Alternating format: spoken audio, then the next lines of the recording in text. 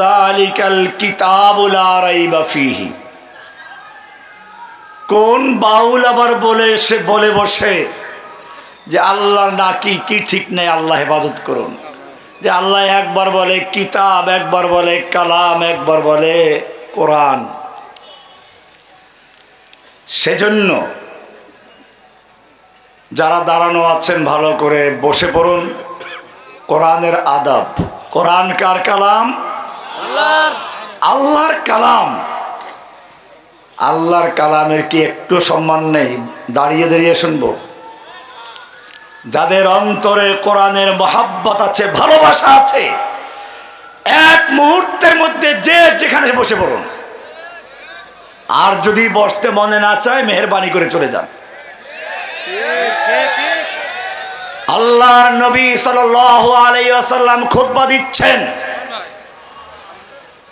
ওসমান রাদিয়াল্লাহু তাআলা আনহু ঢুকে পড়েছেন।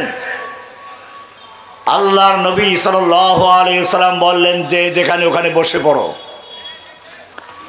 ওসমান ছিলেন দরজার বাইরে, ওখানেই বসে পড়লেন।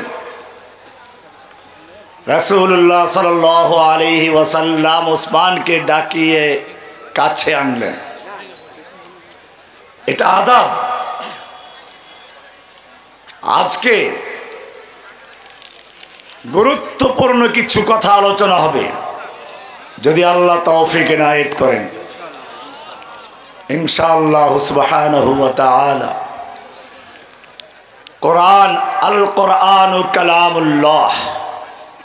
কোরআন আল্লাহর কালাম, আল্লাহর কথা, আল্লাহর বাণী। আল্লাহ কথা বলেন কোরআনের মাধ্যমে মানুষের সাথে। কোরআন যখন বলে ইয়া আইয়ুহান নাস, তার মানে হচ্ছে আল্লাহ তাআলা হিন্দু, বৌদ্ধ, খ্রিস্টান, মুসলমান আর যত রকমের মানুষ আছে সব মানুষের সঙ্গে আল্লাহ সরাসরি কথা বলছেন। ইয়া আইয়ুহান নাস। নাস মানে কি? না নাচানাচি। তাহলে যে ব্যক্তি বলল কুল আউযু বিরাব্বিন নাস, মালিকিন নাস, রব নাচে, ইলাহ নাচে, সব নাচতে বলেছে, কোরআনের সঙ্গে মজাক করেছে, উপহাস করেছে, চিৎকার মেরে তারা মুসলমান না কাফের। তাদের পক্ষে যারা বিবৃতি দিয়েছে, তাদের পক্ষে যারা সাফাই গিয়েছে, সে ব্যক্তি মুসলমান না কাফের। পরিষ্কার মনে রাখতে হবে, আল্লাহর কালাম যখন আল্লাহ বলেন ইয়া আইয়ুহান নাস, তার মানে হচ্ছে আল্লাহ তাআলা মানুষের সঙ্গে কথা বলছেন। নাস মানে কি? মানুষ বলতে শুধু মুসলিম মুমিন নয়, হিন্দু, বৌদ্ধ, খ্রিস্টান, তুমি যেই হও না কেন, ইয়া আইয়ুহান নাস। আমি মানুষকে উদ্দেশ্য করে বলছি, আল্লাহ তাআলা মানুষের সঙ্গে কথা বলছেন। যখন তিনি বলেন ইয়া আইয়ুহাল্লাযীনা আমানু, তার মানে হচ্ছে তিনি ঈমানদারদের সঙ্গে কথা বলছেন। এখন শুধু ঈমানদারদের সাথে কথা হচ্ছে। যখন তিনি বলেন ইয়া আইয়ুহান নাবিয়্যু, ইয়া আইয়ুহার রাসূল, ইয়া আইয়ুহাল মুযাম্মিল, ইয়া আইয়ুহাল মুদ্দাসসির, তখন শুধুমাত্র তার নবীর সঙ্গে কথা হচ্ছে। যখন তিনি বলেন ইয়া ইবাদিয়াল্লাযীনা আসরাফু, আমার ওই সকল বান্দা যারা অত্যাচার করেছো, নিজের উপরে জুলুম করেছো, বুঝতে হবে তখন আল্লাহ সরাসরি তার পাপী গুনাহগার বান্দাদের সঙ্গে কথা বলছে। এটা এজন্য কেউ যেন বলতে না পারে তুমি অনেক পাপ করেছো, গুনাহ করেছো, তোমার কথা আল্লাহ শুনবেন না। আমাদের কাছে আসো, আমাদের কিছু ভেট দাও, তোহফা দাও, হাদিয়া দাও। আমরা বললে তারপরে আল্লাহ শুনবেন, এছাড়া শুনবেন না। যেমনটা করেছে খ্রিস্টান পাদ্রীরা, রবিবারে গির্জা আসো, আমাদের কিছু টাকা পয়সা দাও, তোমাদের এক সপ্তাহের গুনাহ মাফ। যেমনটা করেছে ব্রাহ্মণরা, যেমনটা করেছে পাদ্রীরা, কোরআনকে যাতে করে কোনো বিশেষ গোষ্ঠী নিজেদের কুক্ষিগত করতে না পারে, কেউ যেন বলতে না পারে তুই পাপী, তোর কথা আল্লাহ শুনবেন না। সেজন্য আল্লাহ সরাসরি ডাক দিয়ে পাপীদের সঙ্গে কথা বলেন, ইয়া ইবাদিয়াল্লাযীনা আসরাফু, আমার ওই সকল বান্দা যারা জুলুম করেছো, পাপ করেছো, গুনাহ করেছো, আমার কাছে আসো, আমি তোমাদের ক্ষমা করে দিব। সরাসরি কথা বলে, আশ্চর্য হয়ে যাবেন। কোরআনের একটা বর্ণনার ভঙ্গি আছে।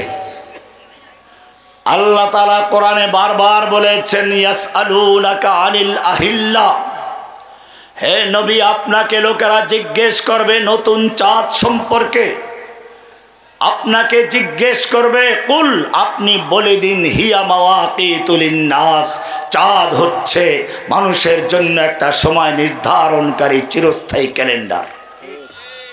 আপনি বলুন আমি কি বলতে চাচ্ছি, ভালো করে খেয়াল করবেন।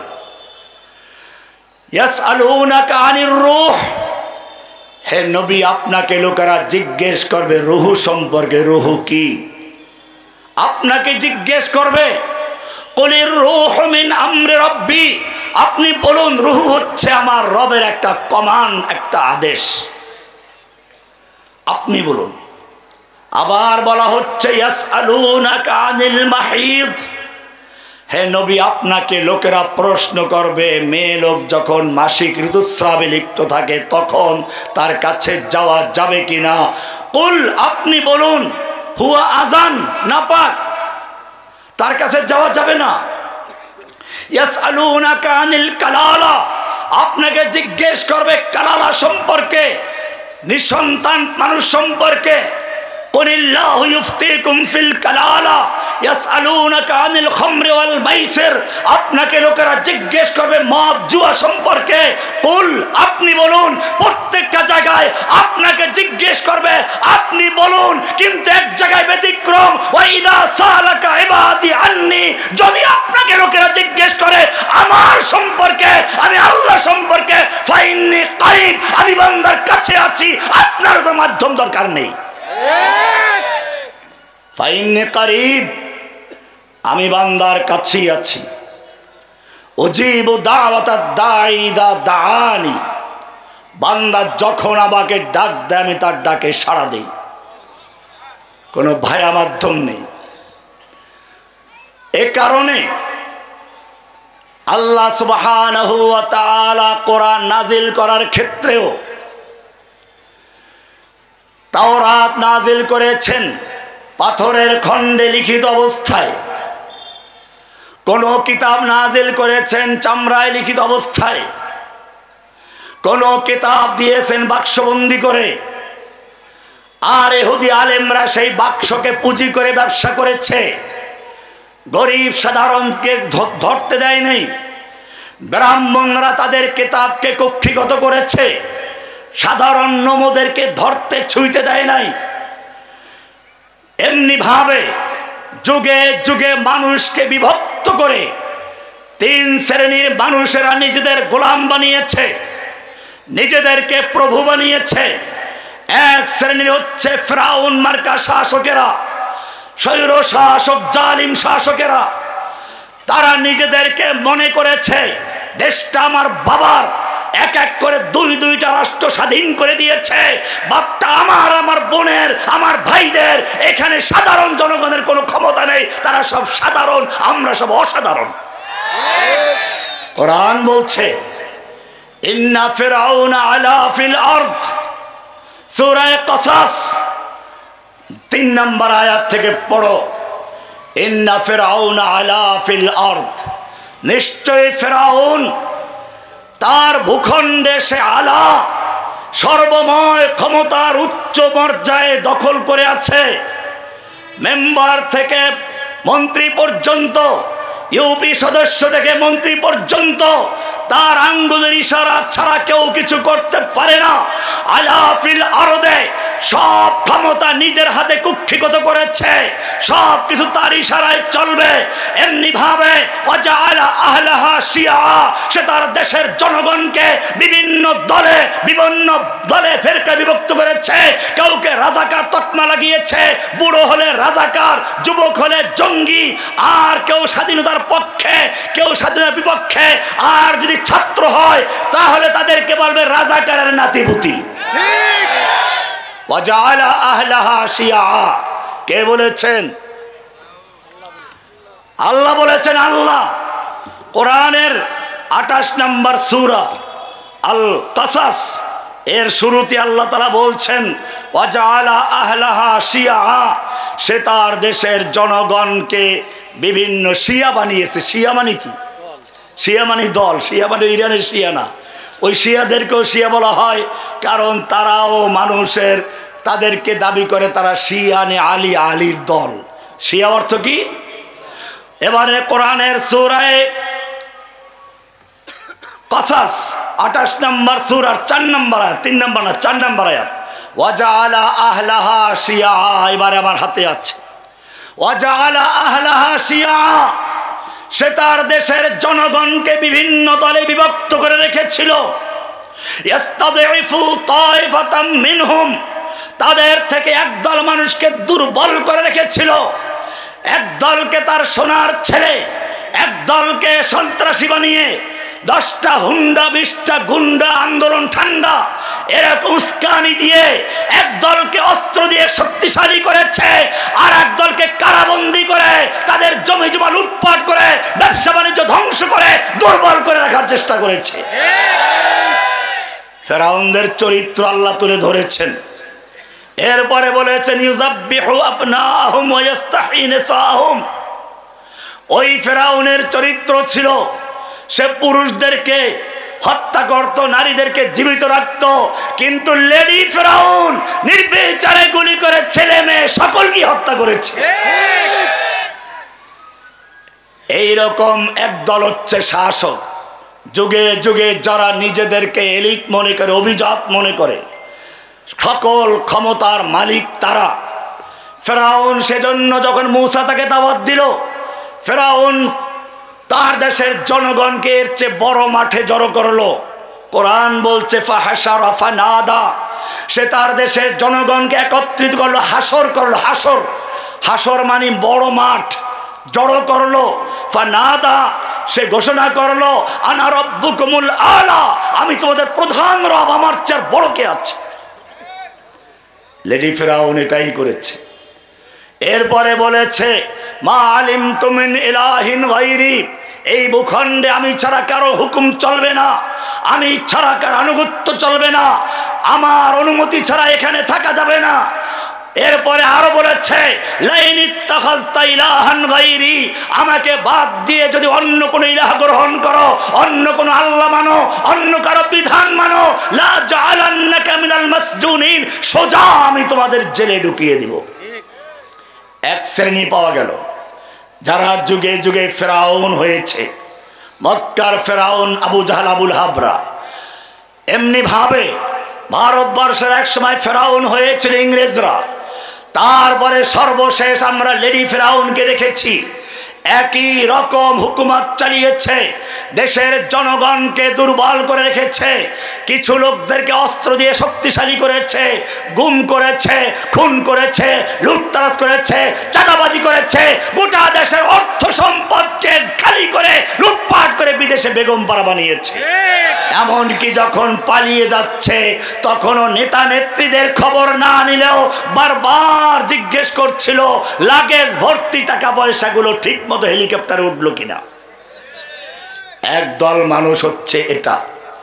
এবারে 2 নাম্বার আর একটা গ্রুপ যারা নিজেদেরকে এলিট বানিয়েছিল, তারা হচ্ছে এই জালিম সৈরা শাসকদের 5টা গোলাম একদল দরবারি আলেম, দরবারি মৌলবী। এরা ফেরাউনের জাদুঘর নামে ছিল, যারা ফেরাউনকে ধর্মীয় পরামর্শ দিত।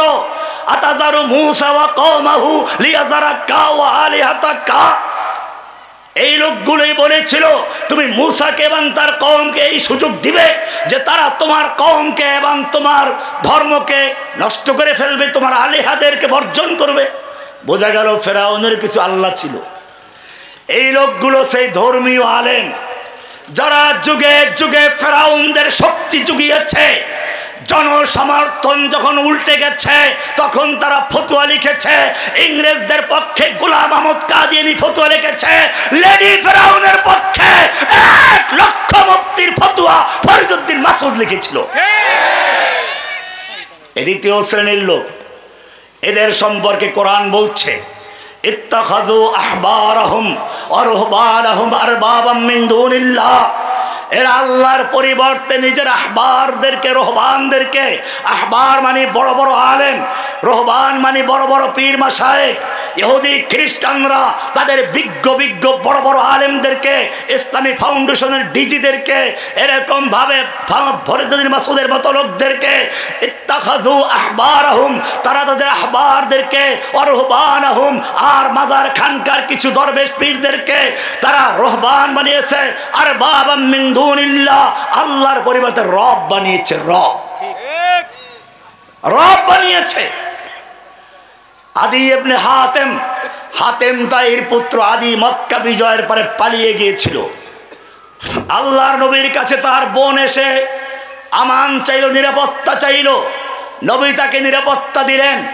আদি ইবনে হাতেম নবীর দরবারে আসলেন, এসে শুনলেন এই আয়াত তেলাওয়াত করছেন ইত্তাখাযু আহবারাহুম ওয়া রুহবানাহুম আরবাবাম মিন দুনিল্লাহ। ইহুদি খ্রিস্টানেরা তাদের আলেমদেরকে, তাদের দরবেশদেরকে, পীরদেরকে আল্লাহর পরিবর্তে রব বানিয়ে নিয়েছে।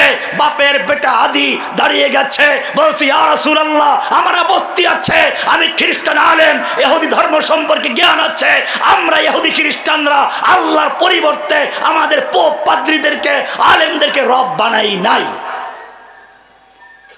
রব বানাই নাই, কোরআন বলছে রব বানিয়েছে। আল্লাহর নবী জিজ্ঞেস করেন, তিরমিজির হাদিস খুলে দেখো, বিষয়টা কি এমন নয়? আল্লাহর কালামে একটা বিধান দিয়েছে আর তোমাদের সেই পোপ পাদ্রীরা ওটাকে হালাল করে দিয়েছে, তখন তোমরা আল্লাহর বিধান বাদ দিয়ে সেই পোপ পাদ্রী পীর মাশায়েখ আলেমদের ফতোয়া মানো, বিষয়টা এমন কি না? হ্যাঁ তা তো করি। বলে তাহলে এটাই হচ্ছে রব বানানো। এটাই যদি রব বানানো হয় তাহলে আমার জিজ্ঞাসা, মানুষের মস্তিষ্ক ঠিক রাখার জন্য, বিবেক ঠিক রাখার জন্য আল্লাহ তাআলা মদকে হারাম করে দিয়েছেন। সামাজিক বিশৃঙ্খলা, পারিবারিক বিশৃঙ্খলার উৎস হচ্ছে মাদক। কোরআন বলছে ইন্নামা ইউরিদু শাইতানু আইয়ুকিয়া বাইনাকুমুল আদাওয়াতা ওয়াল বাগদা ফিল খামরি ওয়াল মাইসির। মদ এবং জুয়ার মাধ্যমে শয়তান মানুষের মধ্যে শত্রুতা, ঘৃণা, পরিবারের মাধ্যমে মা বাবার সাথে, ভাই ভাইয়ের সাথে, বন্ধু বান্ধবের সাথে, সমাজে চুরি ছিনতাইকারী এই মদ জুয়ার মাধ্যমে ঢোকে।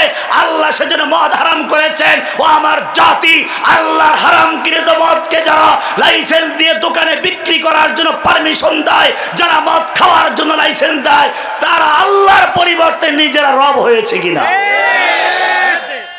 জিনা ব্যভিচার হারাম করেছেন কে? কেন হারাম করেছেন? মানুষ কুকুর নয় যে তার মায়ের সঙ্গে কয়েকদিন পরে জিনা করবে। মানুষ কুকুর নয়, মা বাপ ধুকে ধুকে মরবে, তার কোনো খোঁজ খবর রাখবে না, বুড়ো হলে পরে তার আদর করবে। মানুষ কুকুর নয়, সুন্দরী যুবতী যতদিন থাকবে অতদিন ভোগ করবে, বুড়ি হলে পরে তাকে ফেলে দিবে। আল্লাহ সুবহানাহু ওয়া তাআলা মানুষের বংশের নিরাপত্তা দেওয়ার জন্য জিনা ব্যভিচারকে হারাম করেছেন, পরিষ্কার বলেছেন লা তাকরাবুজ জিনা, খবরদার তোমরা জিনা ব্যভিচারের ধারে কাছেও যেও না। ইন্নাহু কানা ফাহিশাতাও ওয়া সা সাবিলা, এটা হচ্ছে একটা খারাপ কাজ, অশ্লীল কাজ। ও আমার জাতি, আল্লাহ তাআলা জিনা ব্যভিচারকে হারাম করলেন।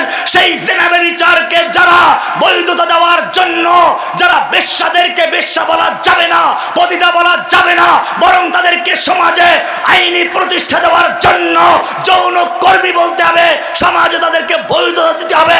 এজন্য নারী কমিশন করে যারা সুপারিশ করে, সেই সুপারিশ সমর্থন করে, তারা মুসলমান না কাফের।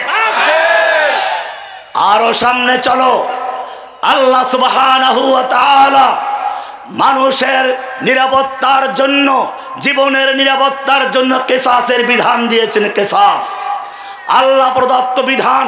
কোরআন বলেছে কুতিবা আলাইকুমুল কিসাসু ফিল কতলা আল হুররু বিল হুররি ওয়াল আবদু বিল আবদি ওয়াল উনসা বিল উনসা, হত্যার বিনিময়ে হত্যা আল্লাহ ফরজ করেছেন।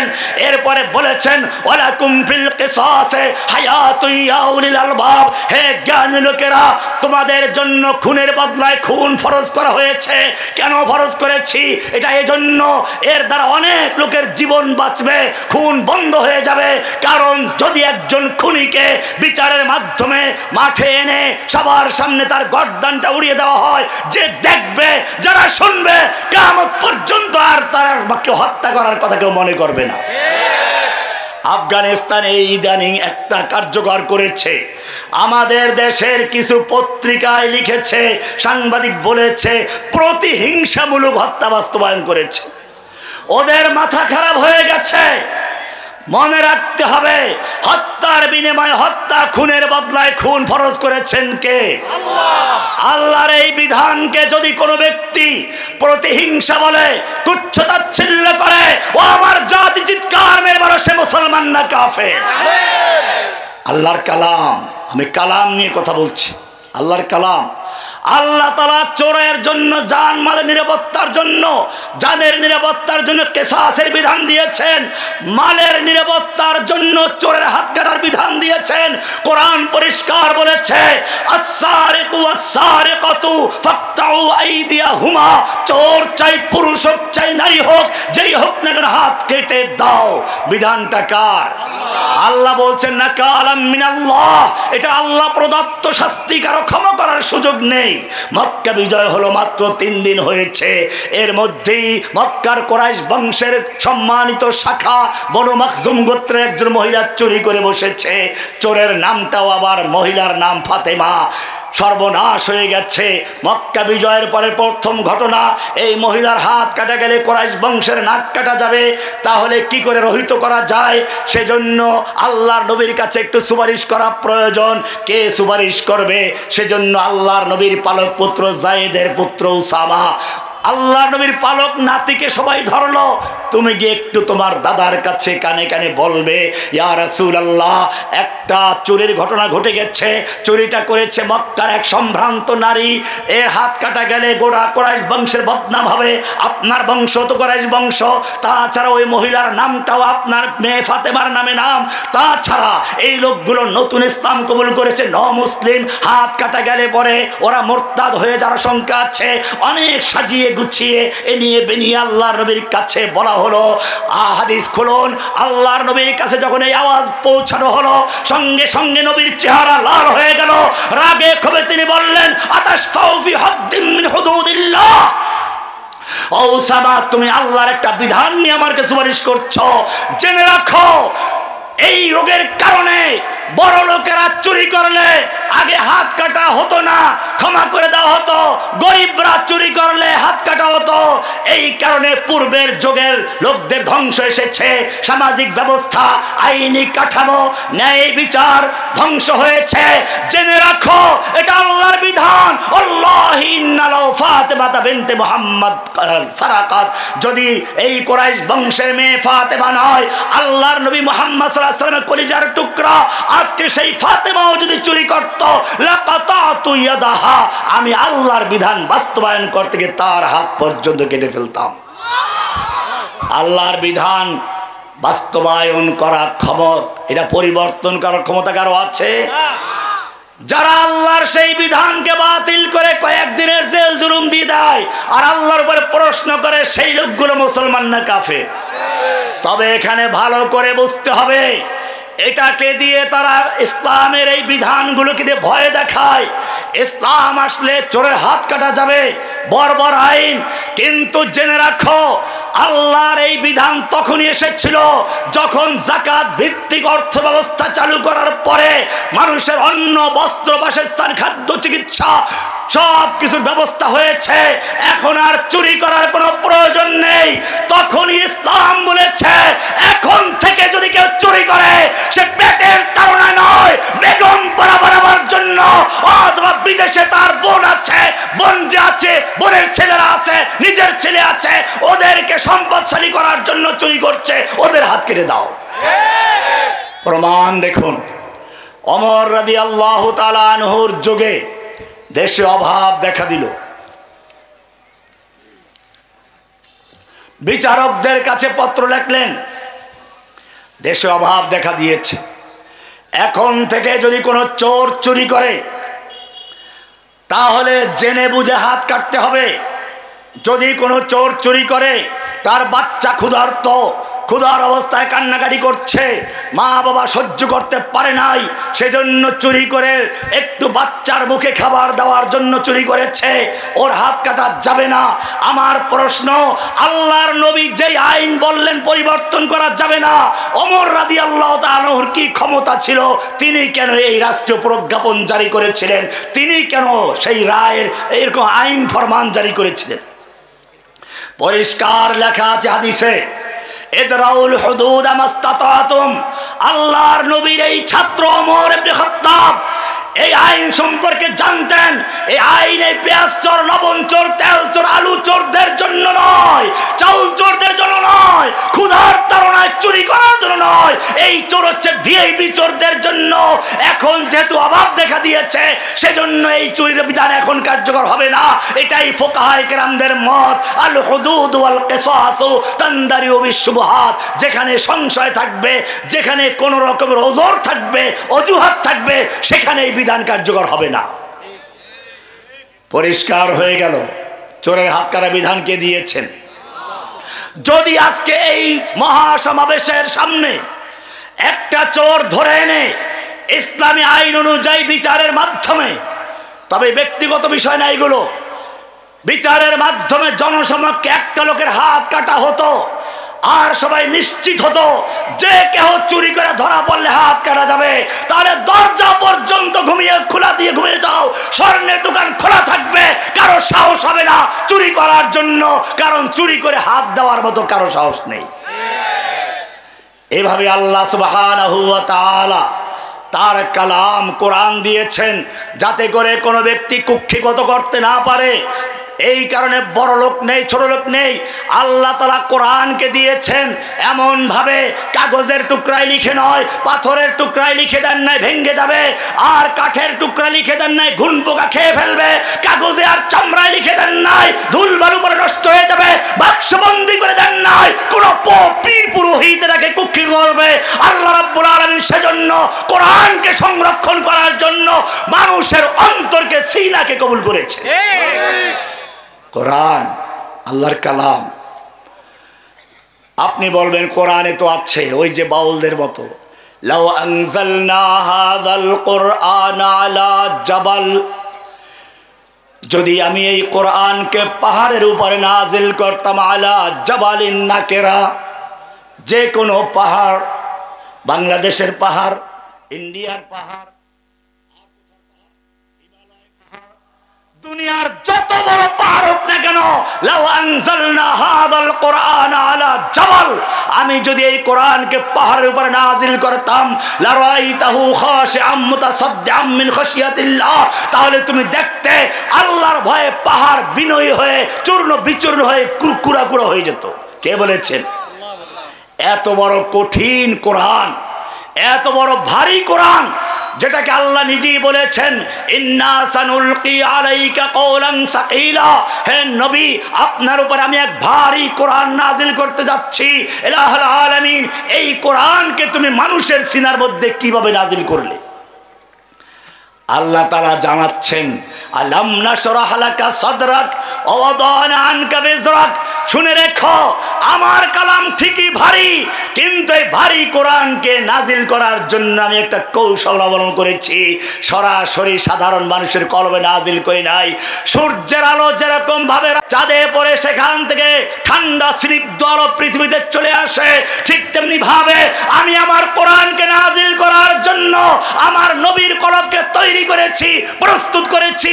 আলাম নাশরাহ লাকা সাদরাক ওয়া ওয়াদানা আনকা বিজরাক, এইভাবে প্রস্তুত করে শক্তিশালী করে সর্বপ্রথম কোরআনকে আমি তার সিনায় নাজিল করেছি, ওখান থেকে ঠান্ডা করে তারপরে হাফেজে কোরআনদের সিনায় নাজিল করে দিয়েছি। ইলাহুল আলামিন, তুমি সাধারণ লোকদের কলবের মধ্যে কোরআন কেন নাজিল করলে? আমি কোরআন এজন্য সাধারণ লোকদের মধ্যে ছোট হও, বড় হও, আরবি হও, আজমি হও, কালা হও, ধলা হও, মোটা হও, চিকন হও, তুমি যেই ধরনের লোক হোক না কেন, কোরআন তোমার জন্য উন্মুক্ত। যে কেহ কোরআন যাতে পড়তে পারে, মুখস্থ করতে পারে, সেজন্য উন্মুক্ত করার জন্য আমি কোরআনকে সবার জন্য খুলে দিয়েছি। এক একটা জীবন্ত লৌহ মাহফুজ। এই কোরআনকে ধ্বংস করতে না পারে আল্লাহ সুবহানাহু ওয়া তাআলা সেজন্য বলেছেন, ইংরেজরা যখন এই ভারতবর্ষ দখল করেছিল, আপনারা জানেন ইংরেজরা মুসলিমদের হাত থেকে ক্ষমতা নিয়েছিল। সেজন্য তারা এই দেশের তাদের দালাল এদেরকে ডেকে বলো আমরা ক্ষমতা দখল করেছি, এই ক্ষমতা ভারতবর্ষে কিভাবে স্থায়ী হতে পারে পরামর্শ দাও। এদেশের দালালেরা একদল ওই যে পা চাটা গোলাম, শাসকদের পা চাটা গোলাম যে একদল মৌলবী থাকে, তারা পরামর্শ দিল এদেশে তোমাদের শত্রু হিন্দু নয়, বৌদ্ধ নয়, খ্রিস্টান নয়, তোমাদের একমাত্র শত্রু হচ্ছে মুসলিমরা। যতক্ষণ পর্যন্ত মুসলিম থাকবে, ইসলাম থাকবে, কোরআন থাকবে, মসজিদ থাকবে, মাদ্রাসা থাকবে, এই পর্যন্ত তোমাদের ক্ষমতা স্থায়ী হতে পারে না। এরপরে আপনার ইতিহাস পড়ুন, 1857 সাল থেকে শুরু হলো ওলামায়ে কেরামদের হত্যা করা শুরু হলো। এক দিন শত শত ওলামায়ে কেরামদেরকে ফাঁসি দিয়ে দিল্লির এমন কোনো রাজপথ ছিল না যার দুপাশের প্রত্যেকটা গাছের সঙ্গে এক একজন আলেমকে ফাঁসি দিয়ে ঝুলানো না হয়েছিল। ওলামায়ে কেরামদেরকে জীবিত অবস্থায় শুকুরের চামড়ার ভিতরে ঢুকিয়ে দিয়ে দ্রুতগামী ঘোড়ার পায়ের সঙ্গে বেঁধে দৌড়ানো হয়েছে। ওলামায়ে কেরামদেরকে মালটার দ্বীপে কালা পানি দ্বীপে নিক্ষেপ করা হয়েছে, নির্বাসনে দেওয়া হয়েছে। এরপরে মসজিদ মাদ্রাসাগুলো বন্ধ করে দেওয়া হলো। দিল্লি শাহী মসজিদের ভিতরে নিয়ে এক একদিনে 3 লক্ষ কোরআনে কারিমকে পুড়িয়ে দেওয়া হয়েছে।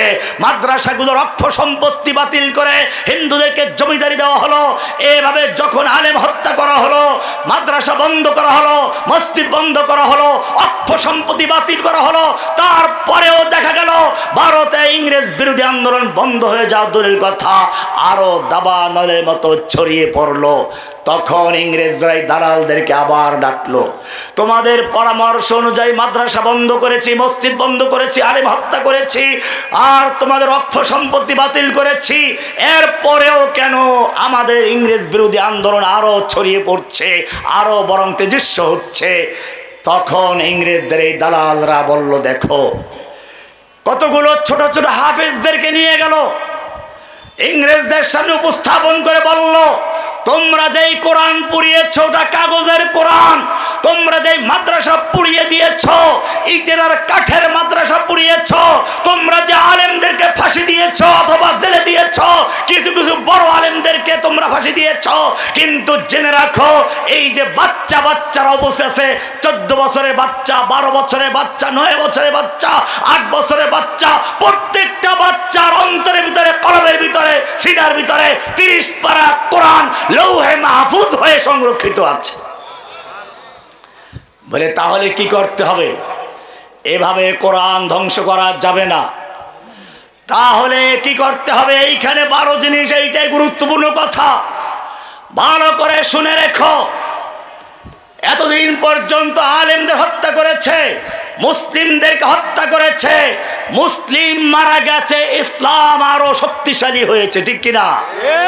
মুসলিমদের উপরে যত অত্যাচার হয় ইসলাম তত শক্তিশালী হয়, যুগে যুগে হয়েছে, লেডি ফেরাউনের যুগে হয়েছে, ঠিক কিনা? ওরা অত্যাচার করেছে সাইদি সাহেবের উপরে, কিন্তু সাইদি সাহেবের মৃত্যুর পরে জানাজা ঢাকায় হতে দেয় নাই কেন? তার মূল কারণ হচ্ছে ওরা জানে জীবিত সাইদির চেয়ে মৃত্যু সাইদি লক্ষ কোটি গুণ শক্তিশালী বেশি। যদি সাইদির জানাজা ঢাকায় হতো, জনসমুদ্রের তুফানের চোটে ওই লেডি ফেরাউন বর্ডার পার হয়ে দিল্লি ভেসে চলে যেত। ওরা আমাদেরকে জেলে ঢুকিয়ে দিল, আমাকে নির্জন বাসে রাখা হলো, কোন লোক যাতে আমার সঙ্গে সাক্ষাৎ করতে না পারে। কয়েকটা বিল্ডিং প্রথম দিকে খালি রাখা হয়েছিল, ছয়তলা 3টা বিল্ডিং, সামনের বিল্ডিং, পিছের বিল্ডিং, মাঝখানে বিল্ডিং এ রাখা হলো রহমানিকে। ডানে ফাঁকা, বামে ফাঁকা, পিছনে ফাঁকা, যেন কোনো লোক ঢুকতে না পারে, দেখতে না পারে। যখন লোক বেড়ে গেল তখন তাদের বিশ্বস্ত লোকদেরকে কাছে দেওয়া শুরু করলো। আপনারা জানেন আবরার ফাহাদকে যারা পিটিয়ে হত্যা করেছিল, বুয়েটের সেই ছাত্রগুলো, আমি ছাত্রগুলোর দোষ দিচ্ছি না, এই ছাত্রগুলোকে হিংস্র বানিয়েছিল এক স্বৈরাচারী, এক লেডি ফেরাউন, এক সেই পিশাচ। এই ছাত্রগুলোকে আমার পাশে দেওয়া হলো, তারা আমার তেলাওয়াত শুনতে লাগলো। আমি আগেই বলেছিলাম কোরআন আল্লাহর কালাম। আমাকে যখন জনবিচ্ছিন্ন করা হলো, কারো সঙ্গে কথা বলতে দেওয়া হবে না, আমার মনে পড়লো আমার ইমাম আহমদ ইবনে হাম্বল রাহমাতুল্লাহ আলাইহির কথা। তিনি বলেছিলেন আল কোরআন কালামুল্লাহ, কোরআন হচ্ছে আল্লাহর কালাম। আমি বললাম হ্যাঁ, পেয়ে গেছি, দুনিয়ার কোনো মানুষের সঙ্গে কথা বলার প্রয়োজন নেই, আমার আল্লাহ আছেন, আল্লাহর কালাম পড়বো, কথা বলবো, কোরআন মুখস্থ করা শুরু করেছি। আলহামদুলিল্লাহ, দেখা গেল চোর ডাকাত সবাই দাওয়াত পেয়ে আস্তে আস্তে কোরআন পড়া শুরু করলো। হাসিনার সেই ছেলেগুলোকেও আমার বিল্ডিং এ দোতলায় দেওয়া হলো, আমি 4 তলায়। ছাত্রলীগ বলে কথা, প্রশাসনকে বললো একটু রহমানি শুরু করলাম। তোমাদের যদি পারতাম দেখাতে অথবা জেলখানায় খবর নাও, এখন সেই হাসিনার সেই ছেলেগুলো যাদেরকে সে হিংস্র বানিয়েছিল, এখন তারা প্রত্যেকটা ওমর ইবনে খাত্তাবের মতো যেভাবে পরিবর্তন হয়েছিল, পরিবর্তন হয়ে 5টা ছেলে কোরআনের হাফেজ হয়েছে। বাকি সবাই এখন কোরআন পড়ে দাঁড়িয়ে আছে, তাহাজ্জুদ পড়ে, 2 মাস রোজা রেখেছে সে আবরার ফাহাদের জন্য। তারা কোরআন পড়ে দোয়া করে, তাহাজ্জুদ দোয়া করছে। কোরআন আর একবার প্রমাণ করে দিল, 1500 বছর পূর্বে ওমর ইবনে খাত্তাব নবীকে হত্যা করার জন্য উন্মুক্ত তলোয়ার নিয়ে বের হয়েছিল। কোরআন তাকে পরিবর্তন করে নবীর সামনে হাজির করে দিয়েছিল, স্বর্ণ মানুষে পরিণত করেছিল। 1500 বছর পরে আল্লাহ তাআলা আবার সেই বুয়েটের ছাত্রগুলোকে, যাদেরকে হাসিনার স্বৈরাচার তাদেরকে হিংস্র বানিয়েছিল, তাদেরকে সেই বাঘ ভল্লুকের মতো ছিঁড়ে ফিরে খাওয়ার মতো হিংস্র বানিয়েছিল, সেই লোকগুলোকে কোরআনের স্পর্শে এসে, কালামের স্পর্শে এসে তাদেরকে স্বর্ণ মানুষে বানিয়ে দিয়েছে। এজন্য কোরআন আল্লাহর কালাম বলছিলাম, আল্লাহ তাআলা কোরআনকে সংরক্ষণ করছেন হাফেজদের মাধ্যমে। এই কোরআন যতই পুড়িয়ে দেওয়া হোক, জ্বালিয়ে দেওয়া হোক, ধ্বংস করা সম্ভব নয়। তাহলে কি করতে হবে? এবারে সবচেয়ে জঘন্য খেলা শুরু হলো। এতদিন পর্যন্ত মুসলিমদেরকে মেরেছি, ইসলাম শক্তিশালী হয়েছে, আলেমদেরকে ঢুকিয়েছি, বাংলাদেশের রাজাকার বলে যাদেরকে ঢুকিয়েছি, গোটা জাতি সব স্লোগান দিচ্ছে আমি কে তুমি কে, রাজাকার রাজাকার, সর্বনাশ হয়ে গেছে। এভাবে করলে চলবে না। তাহলে কি করতে হবে? এবারে দালাল তৈরি করতে হবে। এবারে আর মুসলিমদেরকে নয়, ইসলামের গোড়া কাটতে হবে। ইসলামের গোড়া, ইসলামের গোড়া কাটার জন্য যাদেরকে তৈরি করা হয়েছিল তাদের মধ্যে একটা ছিল গোলাম মাহমুদ কাদিয়ানি। যেই লোকটা মানুষের অন্তর থেকে আল্লাহর নবীর ভালোবাসা দূর করে, তার পরিবর্তে গোলাম মাহমুদ কাদিয়ানিকে নবী বানিয়ে তারপরে নবীকে বিতর্কিত করার চেষ্টা করেছিল। ঠিক আমরা দেখেছি সেই ইংরেজদের 5টা গোলাম, বাংলার 90 ইংরেজ, লেডি ফেরাউন আল্লাহর নবীকে বিচ্ছিন্ন করার জন্য, বিতর্কিত করার জন্য শাহবাগে একদল নাস্তিক মুরতাদদেরকে গণজাগরণ মঞ্চের নামে লেলিয়ে দিয়েছে। দ্বিতীয় নাম্বার কৌশল অবলম্বন করেছে তাওহীদ। মুসলিমদের ওরা জানে মূল শক্তি তাওহীদ। মুসলিমরা পরে লা ইলাহা ইল্লাল্লাহ, লা মানে নেই, ইলাহা মানে কোনো মাবুদ যার আনুগত্য করা যায়, যার কাছে প্রার্থনা করা যায়, যার কাছে সেজদা করা যায়, যার কাছে সন্তান চাওয়া যায়, যার নামে পশু জবাই করা যায়, যার হুকুম মানা যায়। লা ইলাহা বলে একজন মুসলিম যখন কালিমা পড়ে, লা ইলাহা বলে সব কিছু বর্জন করে। লা ইলাহা কার হুকুম চলবে না, সংসদে আল্লাহর আইন বাতিল করা চলবে না। লা ইলাহা আল্লাহর আইন ছাড়া আদালতে কোনো বিচার চলবে না। লা ইলাহা আল্লাহর হুকুম ছাড়া ব্যাংক চলবে না। লা ইলাহা আল্লাহর হুকুম ছাড়া সমাজ চলবে না। লা ইলাহা কোনো মাজার চলবে না। লা ইলাহা কোনো পীরের পায়ে সেজদা চলবে না। লা ইলাহা কোনো মাজারে বাতি দেওয়া চলবে না। সবগুলো বর্জন করে ইল্লাল্লাহ বলে শুধু গ্রহণ করবে কাকে? আল্লাহকে। লা ইলাহা ইল্লাল্লাহ।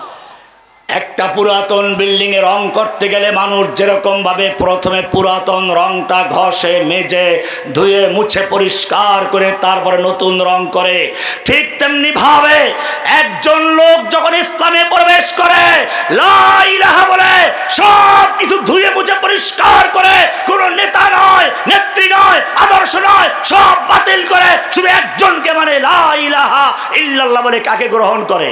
আল্লাহকে। এটার নাম তাওহীদ। এটার নাম কি? তাওহীদ। ঈমান, তাওহীদ। তাওহীদের দুই রকম, ভালো করে শোনো। কয় রকম? লা ইলাহাকে বুঝে শুনে পড়তে বলা হয়েছে। সূরা মুহাম্মদ খুলে দেখো, পরিষ্কার বলা আছে ফা'লাম আন্নাহু লা ইলাহা ইল্লাল্লাহ, জেনে বুঝে লা ইলাহা ইল্লাল্লাহ পড়ো। কি জানবো বুঝবো এটা সাক্ষী দিতে হবে। কোরআন বলছে জানো, কুল আইয়ু শাইইন আকবারু শাহাদা, সবচেয়ে বড় সাক্ষ্য কোনটি জানো কি? আবার আল্লাহ বলছেন তুমি কি জানো কোন সাক্ষ্য আছে যেটা আল্লাহ নিজে দিয়েছেন? কোরআন বলছে শাহিদাল্লাহু আন্নাহু লা ইলাহা ইল্লা হুয়া ওয়াল মালাইকাতু ওয়া উলুল ইলমি কায়িমান বিল কিসত, লা ইলাহা ইল্লাহু, লা ইলাহার সাক্ষী স্বয়ং আল্লাহ দিয়েছেন। লা ইলাহা হচ্ছে এক, লা ইলাহা তাওহীদ, লা ইলাহা ইল্লাল্লাহ, লা ইলাহা মানে বর্জন, ইল্লাল্লাহ মানে গ্রহণ, লা ইলাহা মানে তাখলিয়া খালি করা, ইল্লাল্লাহ মানে তাহলিয়া পূরণ করা। লা ইলাহা মানে হচ্ছে কুফর বিত তাগুত, আল্লাহর পরিবর্তে যারা সমাজে রব হয়ে বসে আছে, আদালতে রব হয়ে বসে আছে, সংসদে রব হয়ে বসে আল্লাহর বিধানকে পরিবর্তন করছে, তাদের লা ইলাহা বলে বর্জন করো। লা ইলাহা মানে বর্জন করো ওই সমস্ত লোকদেরকে যারা মাজার তৈরি করে, খানকা বানিয়ে আল্লাহর পরিবর্তে নিজেরা শরিয়াত তৈরি করে দিচ্ছে। লা ইলাহা বলে সেই সবগুলো বর্জন করে ইল্লাল্লাহ বলে শুধু একজনকে গ্রহণ করো। কাকে? আল্লাহকে। এই দুইটা শর্ত, একটা হচ্ছে কুফর বিত তাগুত আর একটা হচ্ছে ঈমান বিল্লাহ। দুইটা মিলে হয় তাওহীদ। দুইটা মিলে কি? দুইটা মিলে তাওহীদ হয়। এবারে দলিল নাও কোরআন থেকে, ভালো করে মুসলমান শুনে নাও। কোরআনের সূরা বাকারা 2 নম্বর সূরা এর 256 নম্বর আয়াত, আয়াতুল কুরসির পরের আয়াত, আল্লাহ বলছেন ফামান ইয়াকফুর বিত তাগুত, ফামান ইয়াকফুর বিসুকুনির রা, আল্লাহ বলছেন লা ইলাহা বলে যেই ব্যক্তি তাগুতকে বর্জন করলো। তাগুত মানে কি?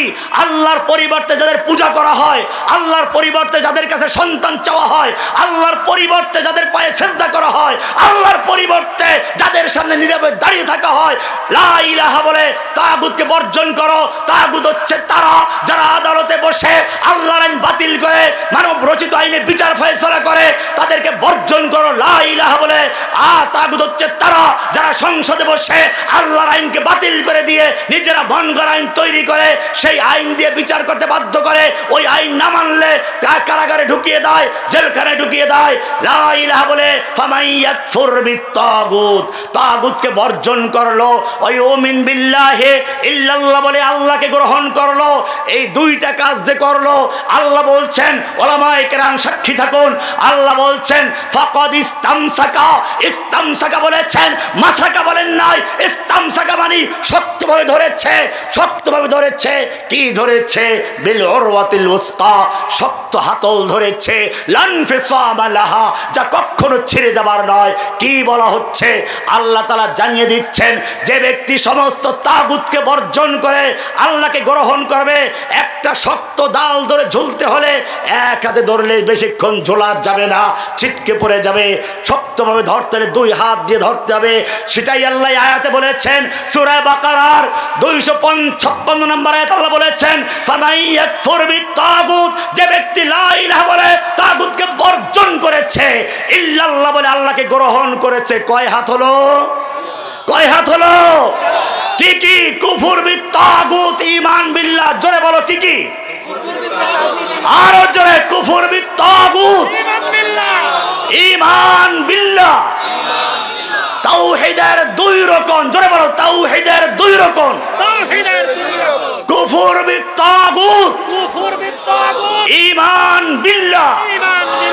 2 দুই হাত হলো। আল্লাহ এবারে বলছেন ফাকাদ ইস্তামসাকা, সে শক্তভাবে ধরেছে। কি ধরেছে? দুর্বল কোনো ডাল ধরে নাই, আট্টসি নয়, নয়রসি নয়। ফাকাদ ইস্তামসাকা বিল উরওয়াতিল উসকা, সে মজবুত হাতল ধরেছে, মজবুত রশি ধরেছে। লান ফিসামা লাহা, দুনিয়ার কোনো পরাশক্তি, নরেন্দ্র মোদীর পারমাণবিক বোমা, 5 লক্ষ সৈনিক, আর হাসিনার সেই ছাত্রলীগ, যুবলীগ, পুরুষ লীগ, দর্শক লীগ, আর যত রকমের লীগ আছে সব মিলে লান ফিসামা লাহা, তাদেরকে বিচ্ছিন্ন করতে পারবে না। কারণ তারা হাতল ধরেছে, রশি ধরেছে কাকে? আল্লাহকে। কোরআন ভালো করে পড়ো। কোরআন বলছে আলাম তারা কাইফা দারাবাল্লাহু মাসালান কালিমাতান তাইয়িবাতান কাশাজারাতিন তাইয়িবা আসলুহা সাবিতুন ওয়া ফারউহা ফিস সামা। এই কালিমায়ে তাইয়িবা তুমি কি পড়ছো ভালো করে জেনে রাখো।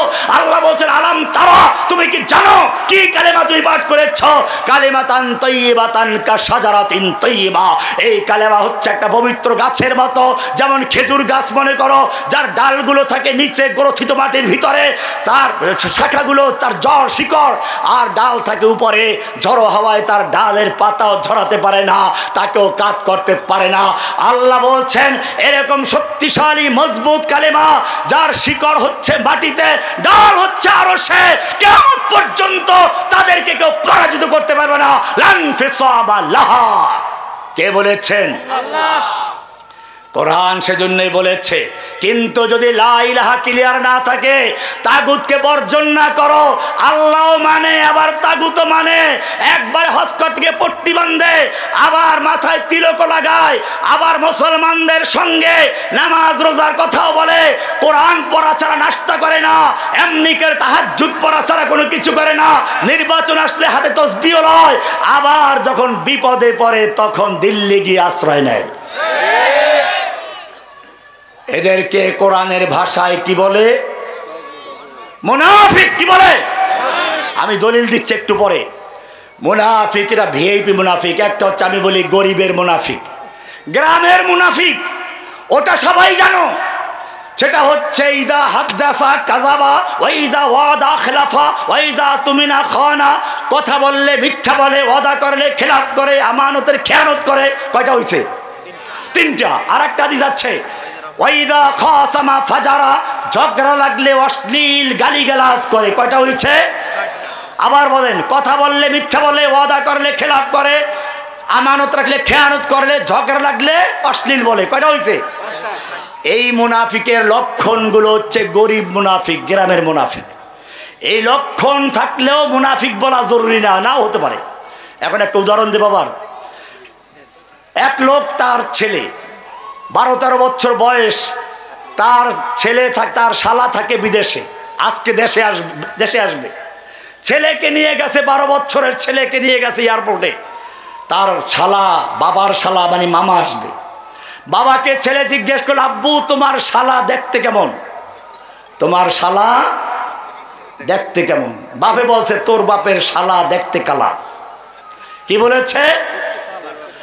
এখন ওর বাপের শালা দেখতে কালা, তাই বলে সব কালাই কি ওর বাপের শালা হবে? কিন্তু ওই ছেলে যখনই দেখে এয়ারপোর্ট থেকে একটা হাফসি কালা বেরোচ্ছে, আফ্রিকান বেরোচ্ছে, যারই দেখে কালা, তাকে গিয়ে হাত ধরে বলে তুই আমার বাপের শালা, কারণ তুই যে কালা। এই কালা হবে? এই যে লক্ষণগুলো আপনারা জানেন, এগুলো এই কালা জাতীয় শালা। এই লক্ষণ পাইনি মুনাফিক বলা যায় না। কিন্তু আমি তোমাদেরকে একটা কোরআনের আয়াত দেখাবো যেখানে আল্লাহ সরাসরি মুনাফিক বলেছেন।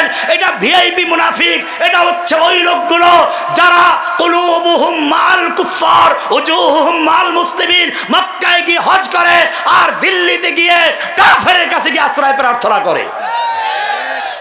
চেহারাটা মুসলমানদের সাথে, অন্তর কার সাথে?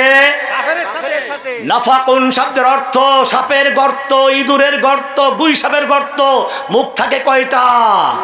2টা।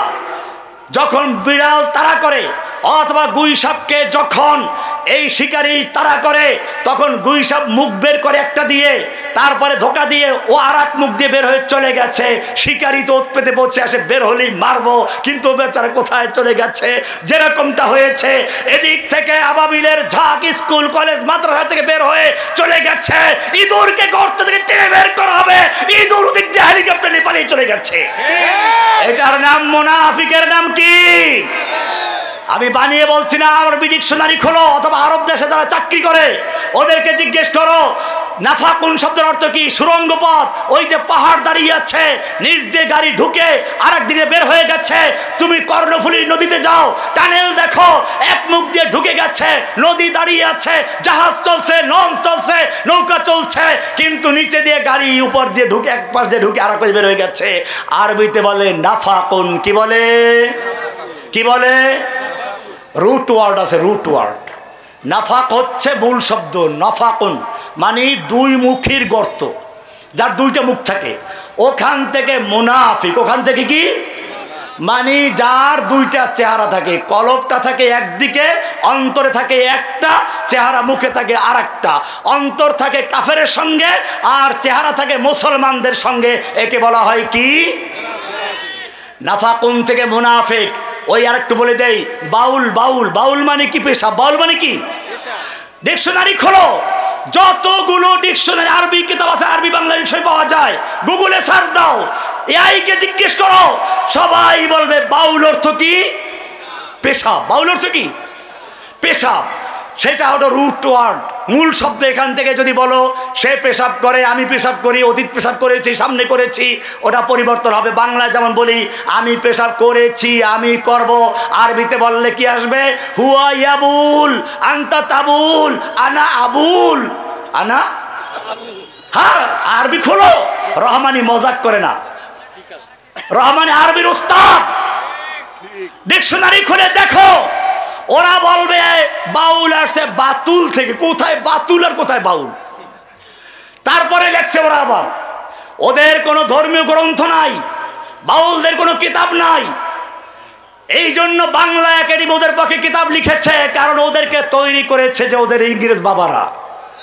আমি সেটাই বলছিলাম, ইংরেজরা যখন দেখলো আলেম হত্যা করলে লাভ নাই, কোরআন পড়ালে লাভ নেই, আলেমদেরকে জেলে ঢুকিয়ে লাভ নেই, বরং ইংরেজরা চিন্তা করলো তাহলে ইসলামের মূলে আঘাত করতে হবে। ইসলামের সেই তাওহীদের আকীদা, একত্বের আকীদা, এটাকে ধ্বংস করার জন্য তৈরি করেছে বাউলদেরকে। কি নোংরা একটা ধর্ম! ওই বাংলা একাডেমি বাউল নামক বাতুলের ব্যাখ্যায় লিখেছে, বাতুল, বাউল, বাউল হচ্ছে বাতুল থেকে, যার মানে হচ্ছে উম্মাদ, পাগল, নোংরা। নোংরা ও লিখেছে নোংরা। নোংরা কেন হলো? এরা পঞ্চরস খায়, পীরের সঙ্গে মেয়েরা জেনা করে, এটা হলো আত্মশুদ্ধি, দেহ প্রদান, দেহদান। দেহদান না করলে গুরু ভজন করা, গুরুকে ভজন করতে হয়। গুরুকে ভজন করার মাধ্যম হচ্ছে ওর সাথে জেনা করা। এরপর রাতের অন্ধকারে বাতি নিভিয়ে জেনা করবে, এরপরে যে ময়লা পড়বে, বীর্য পড়বে, সেই বীর্য, পেশাব, পায়খানা, আর হলো এই রজত বলে নতুন মেয়ে লোকের হায়েজ আসলে ওইটা, অথবা আরো জঘন্য, পুরুষের যেমন উত্তেজনা হলে একটা পানি বের হয়, লাঠা লাঠা পানি বের হয়, মেয়ে লোকের এইরকম যে আঠালো পানি, এটাকে বলে রজত। এইটা খাইলে সিদ্ধি অর্জন হয়, গাঁজা খাইলে সিদ্ধি অর্জন হয়। এই জন্য বাতুল হলো সংস্কৃতি ভাষা, যারা হচ্ছে নোংরা, এই নোংরামি বলে বলে ওদের ভাষায় ওদেরকে বাউল বলে। আর ইসলাম বলে না, ইসলাম বলে বাউল, বাউলি বাতুল থেকে না, বাউল মানে পেশাব। এই পেশাব হচ্ছে রুট ওয়ার্ড, এখান থেকে আবুল, আনা আবুল, আন্তা তাবুল, হুয়া ইয়াবুল, নাহনু নাবুল। এই আবুল মানে কি? পেশাব করা। আবুল মানে কি? এই আবুলেরদেরকে তৈরি করা হলো তাওহীদকে ধ্বংস করার জন্য। সেজন্য লা ইলাহা ইল্লাল্লাহ বলে বলছিলাম, ইসলামের কুঠারাঘাত করার জন্য, তাওহীদের বীজ কেটে দেওয়ার জন্য, আল্লাহর সঙ্গে বান্দার সম্পর্ক, কোরআন থেকে সম্পর্ক বিচ্ছিন্ন করা। ওরা কোরআন মানে না, হাদিস মানে না, নামাজ পড়ে না, মসজিদ পড়ে না। আবার বলে মসজিদে কি খুঁজিস রে তুই? কাবা তোর অন্তরে। নামাজ পড়তে বলেছে নাকি? নামাজ পড়ে ঢেকিতে, রোজা রাখে বাদুরে।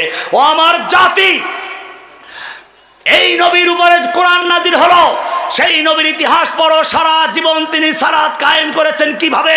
মৃত্যুর রোগে আক্রান্ত, মসজিদে যাওয়ার মতো ক্ষমতা নেই, এশার নামাজ আযান হয়ে গেছে, আল্লাহ নবী উযু করে তৈরি হয়েছেন, বেহুশ হয়ে গেছেন, আবার উযু করলেন, বেহুশ হয়েছেন। তিনবার বেহুশ হয়ে যাওয়ার পরে বললেন, মুরু আবা বকরিন ইউসাল্লি বিন নাস, আবু বকরকে বলো সে যেন লোকদের ইমামতি করে। আল্লাহর নবীর আদেশ পেয়ে আবু বকর ইমামত করতে শুরু করলেন। এবারে নবী একটু সুস্থ হলেন, উযু করে আবার দুইজন সাহাবীকে ডাকলেন, এক পাশে আলী আর এক পাশে বিলাল। দুইজন সাহাবীর কাঁধে ভর দিয়ে আল্লাহর নবী মসজিদে যাচ্ছেন। বুখারী বলছে ওয়ারিজলাহু তাকুত্তানি বিল আরদে, আল্লাহর নবীর পা দুটো জমিনের সঙ্গে হেঁচড়ে হেঁচড়ে যাচ্ছিল। যেই নবী মৃত্যু রোগে আক্রান্ত অবস্থায় দুজন লোকের কাঁধে ভর দিয়ে নামাজ পড়তে যাচ্ছে, অথচ আল্লাহ বলছেন লিয়াগফির লাকাল্লাহু মা তাকাদ্দামা মিন যামবিকা মা তাআখারা। হে নবী, আল্লাহ তাআলা আপনার আগের পিছের সমস্ত গুনাহ ক্ষমা করে দিয়েছেন। সেই ক্ষমাপ্রাপ্ত নবী মৃত্যু রোগে আক্রান্ত অবস্থায় জামাতের সঙ্গে নামাজ পড়তে যাচ্ছেন। এরপরে যদি কোনো বাউল বলে, কোনো ফকির বলে, কোনো ল্যাংটা ফকির বলে আধ্যাত্মিকতার চূড়ান্ত মাকামে গেলে নামাজ রোজা লাগে না, অথবা নামাজ পড়ে ঢেকিতে রোজা রাখে বাদুরে, সে ব্যক্তি মুসলমান না কাফের। সেজন্য মনে রাখতে হবে লা ইলাহা ইল্লাল্লাহ, এটা আল্লাহর বিধান। এই বিধানকে যারা মানে, তাওহীদ যাদের আছে, দুই রকম যারা পূরণ করে তাদের অন্তরে তাওহীদ আছে। কোরআন বলছে এবারে ওয়ালা তাহিনু ওয়ালা তাহজানু ওয়া আনতুমুল আ'লাউনা ইন কুনতুম মুমিনিন। তোমাদের কোনো চিন্তা নেই, কোনো ভয় নেই, তোমাদের কোনো হীনমন্য হওয়ার কারণ নেই। ভারতের কত শক্তি আছে, হাসিনার কত লীগ আছে। ওয়ালা তাহিনু, ভয় করো না, চিন্তা করো না। ওয়ালা তাহজানু, চিন্তা করো না। ওয়া আনতুমুল আ'লাউনা, তোমরাই থাকবে সমাদৃত, তোমরাই থাকবে উচ্চ আসনে, তোমরাই হবে বিজয়ী। ইন কুনতুম মুমিনিন, শর্ত যদি কি হতে পারো, তাওহীদবাদী মুমিন হতে পারো, দুই শর্ত পূরণ করতে পারো, ফাকাদ ইসতামসাকা বিল উরওয়াতিল উসকা। এবারে কোরআন বলছে যালিকা বিআন্নাল্লাহা মাওলাল্লাযীনা আমানু ওয়া আন্নাল কাফিরিনা লা মাওলা লাহুম। আল্লাহ বলছে এটা এই জন্য, কারণ তুমি যখন লা ইলাহা ইল্লাল্লাহ বলে আল্লাহকে মেনে নিয়েছ, এখন আল্লাহ তোমার মাওলা, অভিভাবক। ওরা স্লোগান দেয়ার বলে এই নেতা আছে, কয় যে হ্যাঁ আছে। কোন সে নেতা? অমুক নেতা। আল্লাহ বলছেন না, ওদের নেতা নাই। কে বলেছেন? কোরআন পরিষ্কার জানিয়ে দিয়েছে যালিকা বিআন্নাল্লাহা মাওলাল্লাযীনা আমানু, মুমিনদের মাওলা আছে, অভিভাবক আছে। ওয়া আন্নাল কাফিরিনা, আর কাফেরদের বাবা শুনে রেখো, লা মাওলা লাহুম, ওদের যত সৈনিক থাকুক, ওদের যত অস্ত্র থাকুক, ওদের যত বোমা থাকুক, লা মাওলা লাহুম, ওদের মাওলা নাই। মুমিনদের কি আছে? এটাই মূল শক্তি। এই শক্তি দিয়ে ইসলাম বিজয় করেছে। বদরের যুদ্ধের ইতিহাস পড়ো, আল্লাহর নবী দোয়া করছেন তার তাবুতে, আল্লাহ এই অল্প কয়টা লোক যদি তুমি ধ্বংস করে দাও, তুমি যদি চাও আজকের পরে তোমার নাম নেওয়ার মতো কেউ থাকবে না, তাহলে আমাদের ধ্বংস করে দাও, নইলে তুমি আমাদের বিজয় দান করো। আবু জাহেলের তাবুতেও দোয়া হচ্ছে। তোমরা তো মনে করো আবু জাহেলরা আল্লাহ মানত না তাই কাফের। এই বেটা, তোর চেয়ে আর তোর প্রধানমন্ত্রীর চেয়ে আল্লাহর ওই মক্কার কাফেরদের ইমান অনেক ভালো ছিল। আমি এই বক্তব্যই তো দিয়েছিলাম, আর এই কারণে আমাকে জেলে ঢুকিয়েছিল। সেই লেডি ফেরাউন বলেছিল মন্দিরে গিয়ে হিন্দুদেরকে খুশি করার জন্য, আমাদের হিন্দুদের সাথে কোনো সমস্যা নেই, কিন্তু তুমি তো মুসলমান, তোমার যদি হিন্দু হতে চায় ঘোষণা দিয়ে হিন্দু হয়ে যাও, আমাদের কোনো প্রশ্ন নেই। কিন্তু তুমি মুসলমান দাবি করে মন্দিরে গিয়ে বললে আমরা জানি প্রতি বছর মা দুর্গা দেবী কোনো না কোনো বাহনে চড়ে আসেন, এবার এসেছেন গজে চড়ে, আর গজে চড়ে আসলে দেশে ফসল বেশি হয়, এবার তাই হয়েছে। তখন রহমানের কণ্ঠ গর্জে উঠেছিল, তোমার এই আকীদা মক্কার আবু জাহেল আবু লাহাবদের চেয়েও জঘন্য।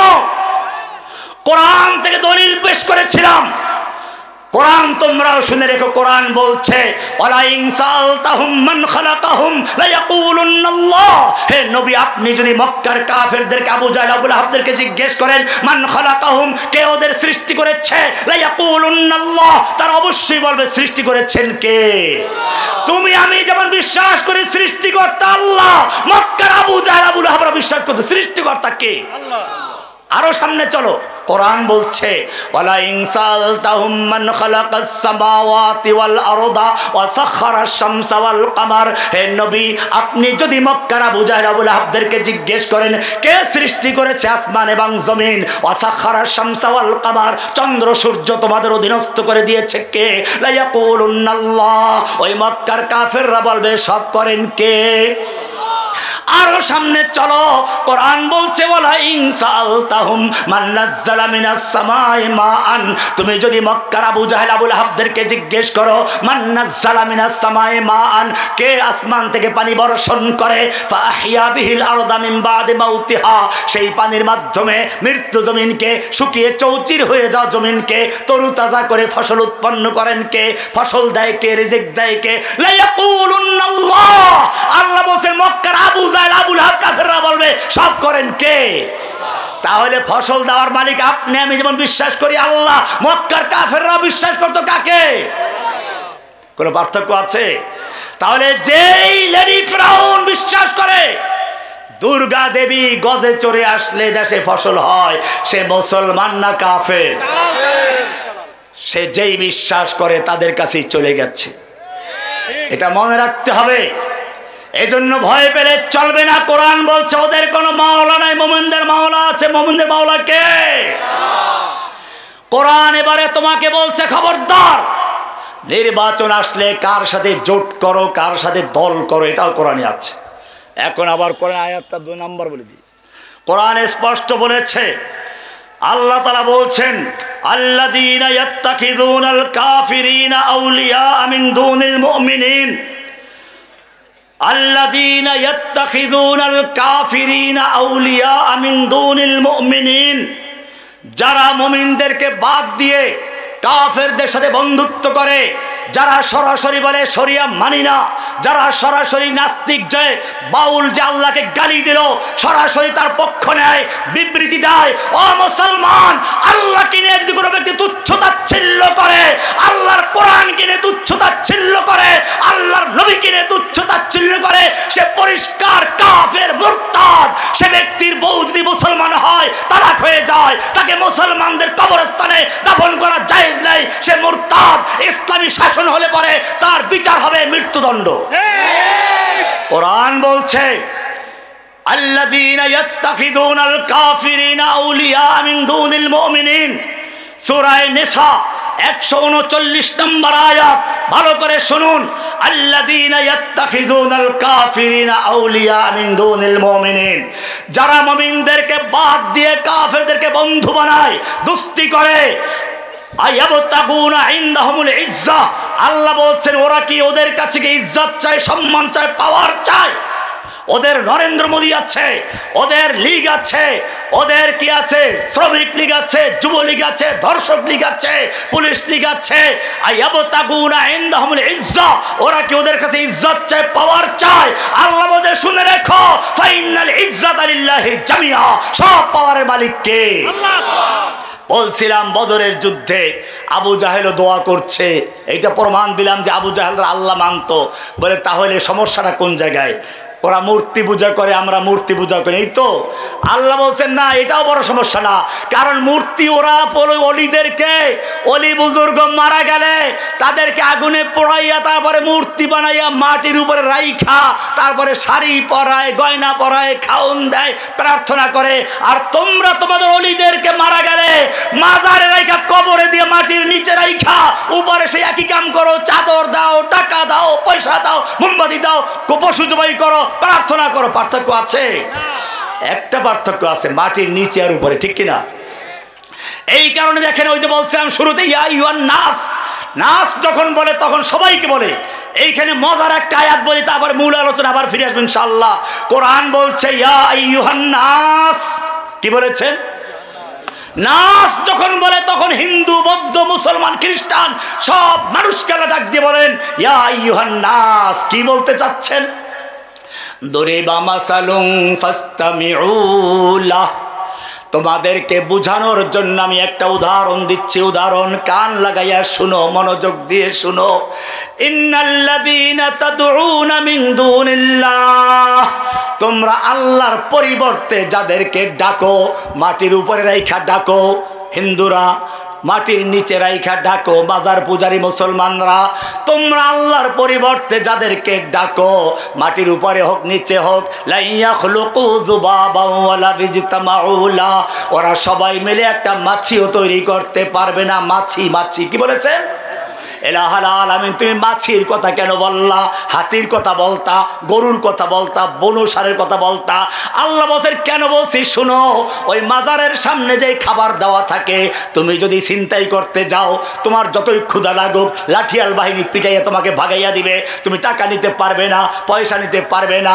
ওই মূর্তির সামনে ওরাও খাবার দেয়, যত বড় সুন্দর দামি খাবার হোক না কেন, তোমার ক্ষুধা লেগেছে, তুমি আনতে গেলে তোমাকে পিটাবে, লাঠিয়াল বাহিনী আছে। কিন্তু মাছি যদি পাঠাই, মাছি ওখান থেকে খাবার চুরি করে নেয়, ওই দেবদেবী পূজারীদেরও খবর থাকে না, আর ওই মাজার পূজারীর খবর থাকে না। আমি সেই জন্য মাছির উদাহরণ দিয়েছি। কোরআন বলছে